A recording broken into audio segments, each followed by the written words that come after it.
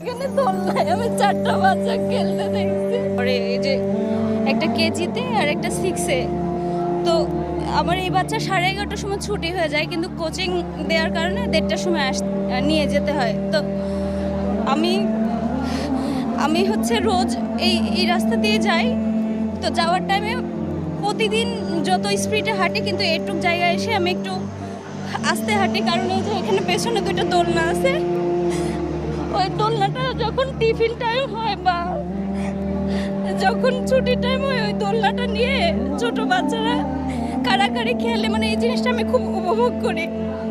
তো রোজ যেমন প্রতিদিন যেমন করি, গতকালকে আমি ওই দেরিটা করি নাই, কিন্তু ব্যাগ থেকে ফোনটা বের করে দেখলাম যে হচ্ছে 1:09 বাজে।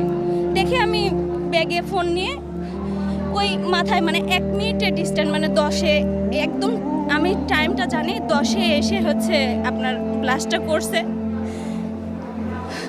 10-এ এরকম একটা পিকট 2টা গেছে, হ্যাঁ আকাশ দিয়ে 2টা গেছে ওই প্লেনটা, একটা বের হয়ে গেছে, একটা হচ্ছে অতিরিক্ত শব্দ।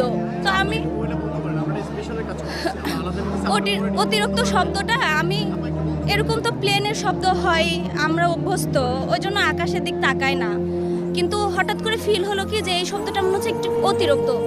এইরকম ফিল করতেই মানে হঠাৎ করে ব্লাস্ট হলো। পরে পিছনে ফিরে তাকাই দেখি ওই জায়গাটা মানে পড়ে মনে হয় শেষ হয়ে গেছে। ওখানে যত বাচ্চা গার্ডিয়ান ছিল ওরা তো খণ্ড বিখণ্ড হয়েছে। আর ওই যে একটা তাপ, ওই তাপে মানে কে যে ঝলসে গেছে, কে যে পুড়ে গেছে, কে যে অর্ধেক হয়ে গেছে।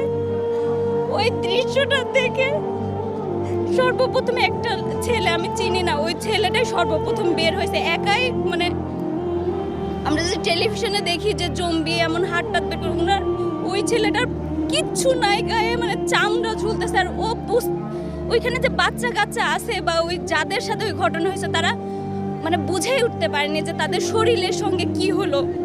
ওরা বুঝে ওঠার আগে ওদের শেষ। আর আমরা ওই দৃশ্যটা দেখে আমাদের মানে 1-1.5 মিনিটের টাইম, মানে কি হলো, মানে আমরা যে সতর্ক হব, মানে ওভারঅল অ্যাক্সিডেন্টটা হয়েছে সব মিলায়ে 3 সেকেন্ডের উপরে না, হয়তো বা 2.5 সেকেন্ড বা 3 সেকেন্ডের মধ্যে এই ঘটনাটা। ওই দৃশ্যটা দেখে আমার কাছে মানে আমি বুঝে উঠতে পারিনি আমি এই দিকে দৌড় দিয়ে আসবো কি আমার সন্তানদের খুঁজতে যাব। পরে দৌড় দিয়ে আমার বাচ্চাদের দিকে আমি দৌড় দিছি যে আমার বাচ্চা কোথায়। যাই দেখে ক্লাসরুমে ও নাই, আমার এই মেয়েও নাই। আমার এই মেয়েদের আবার মানে টিফিনের টাইম বলতে ছুটি, তো একটু ফুচকা খাওয়ার জন্য ওই কর্নারে গেছে। পরে আমি ওদের ক্লাসরুমে যেয়ে দেখি নাই, আমার তো পা স্বাভাবিক, আমার